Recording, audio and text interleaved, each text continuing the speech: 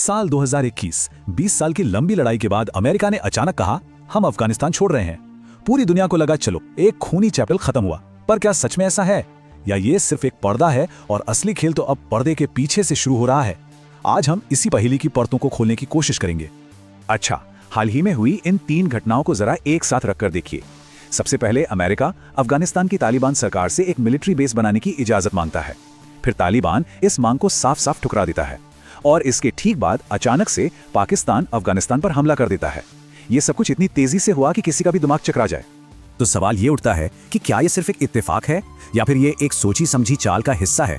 देखिए, इस कहानी को समझने के कई एंगल हो सकते हैं, लेकिन आज हम जिस अमेरिकन एंगल की बात करने वाले हैं वो इस पूरी तस्वीर को एक बिल्कुल ही नए तरीके से दिखाता है। इस पूरी थ्योरी को समझने के लिए हमें डोनाल्ड ट्रंप के काम करने के तरीके को समझना पड़ेगा।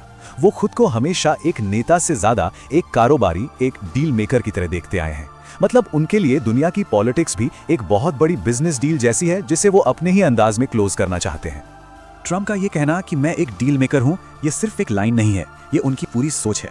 उनका मानना है कि दुनिया का कोई भी बड़ा मसला हो उसे बातचीत की टेबल पर सुलझाया जा सकता है। बस एक शर्त है, फाइनल डील में अमेरिका का फायदा सबसे ज्यादा होना चाहिए। और यही सोच शायद इस पूरे अफगान मामले को समझने की चाबी है। तो ये डील मेकर फॉर्मूला है क्या चीज? इस थ्योरी के हिसाब से इसके 4 आसान से स्टेप्स हैं। पहला, 2 पार्टियों के बीच झगड़ा होने दो, बल्कि उसे और बढ़ने दो। दूसरा, जब दोनों लड़ भिड़कर थक जाएं, तब शांति दूत बनकर एंट्री मारो। तीसरा, लड़ाई रुकवाने के लिए एक डील ऑफर करो। और चौथा, जो सबसे जरूरी है, उस डील के बदले में अपने लिए कोई बड़ा फायदा निकाल लो। सीधा सा हिसाब, शांति के बदले में अपनी मौजूदगी। लेकिन यहाँ एक बहुत बड़ा सवाल है। जिस अमेरिका ने 20 साल बाद अफगानिस्तान छोड़ा, उसे अचानक वहां मिलिट्री बेस की क्या जरूरत पड़ गई? इस सवाल का जवाब अफगानिस्तान में नहीं बल्कि उसके पड़ोसियों में छिपा है। इस थियरी की माने तो असली निशाना तालिबान है ही नहीं, बल्कि अमेरिका के 2 सबसे बड़े कॉम्पिटिटर हैं, चीन और रूस। देखिए, चीन के लिए अफगानिस्तान कोई मामूली जमीन का टुकड़ा नहीं है, ये तो एक खजाने की तरह है। यहाँ खरबों डॉलर के रेयर अर्थ मिनरल्स हैं, तेल और व्यापार के नए नए रास्ते हैं। और सबसे बड़ी बात, चीन का जो सबसे बड़ा सपना है, बेल्ट एंड रोड इनिशिएटिव, वो अफगानिस्तान के बिना अधूरा है। तो यहाँ आकर पूरा खेल साफ हो जाता है।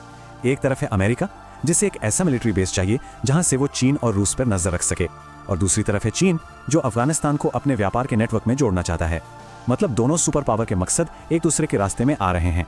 इसको ऐसे समझिए, अगर अमेरिका वहां अपना बेस बना लेता है तो वो सीधे सीधे चीन के बैकयार्ड में, मतलब उसके दरवाजे पर आकर बैठ जाएगा। जाहिर है, चीन के लिए एक बहुत बड़ा सिरदर्द होगा। अमेरिका वहां से चीन के हर एक प्रोजेक्ट पर, हर एक मूवमेंट पर 24 घंटे नजर रख पाएगा। अब इस कहानी में एक और जरूरी किरदार की एंट्री होती है। अगर अमेरिका को तालिबान पर दबाव ही डालना है तो वो खुद ये काम क्यों नहीं करता? इस थियरी का जवाब है, जब आप खुद सीधे मैदान में नहीं उतरना चाहते तो आप किसी और को अपनी जगह खेलने भेजते हैं। और इस जियोपॉलिटिकल खेल में वो कोई और कौन है? पाकिस्तान, शतरंज की इस बिसात का शायद सबसे पुराना मोहरा। इस थियरी के मुताबिक इतिहास एक बार फिर से खुद को दोहरा रहा है और पाकिस्तान को एक मोहरे की तरह इस्तेमाल किया जा रहा है ताकि अमेरिका अपने मकसद तक पहुंच सके। तो इस मोहरे का काम क्या है? पहला काम, अफगानिस्तान के साथ लड़ाई शुरू करो। दूसरा, वहां इतनी अफरा तफरी और बेचैनी फैला दो कि तालिबान की सरकार कमजोर पड़ जाए। इससे होगा ये कि तालिबान बुरी तरह फंस जाएगा और इस लड़ाई को खत्म करने के लिए किसी भी डील के लिए तैयार हो जाएगा। और बस ठीक उसी वक्त एंट्री होगी डील मेकर की। तो घूम फिरकर हम वापस उसी एक सवाल पर आ गए जहां से हमने ये सब शुरू किया था। अफगानिस्तान में जो कुछ भी हो रहा है, क्या वो सच में शांति की तरफ एक कदम है, या फिर शांति के नाम पर बिछाया गया एक बहुत बड़ा जाल? क्या इसे एक पीस मेकर यानी शांति बनाने वाले का काम माना जाए, एक ऐसा लीडर जो बस 2 पड़ोसियों के बीच की लड़ाई खत्म करवाना चाहता है, जैसा कि वो दावा करते हैं? या फिर ये एक पावर ब्रोकर का काम है, एक ऐसा खिलाड़ी जो शांति की आड़ में सिर्फ और सिर्फ अपनी ताकत बढ़ाना चाहता है, भले ही उसकी कीमत किसी और को चुकानी पड़े?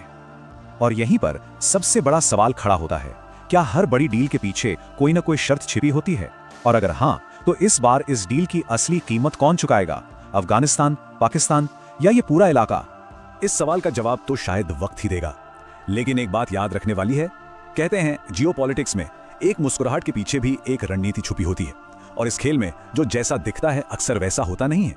तो ये सब महज एक इत्तेफाक है या एक बहुत बड़ी सोची समझी चाल? ये सवाल फिलहाल हवा में तैर रहा है।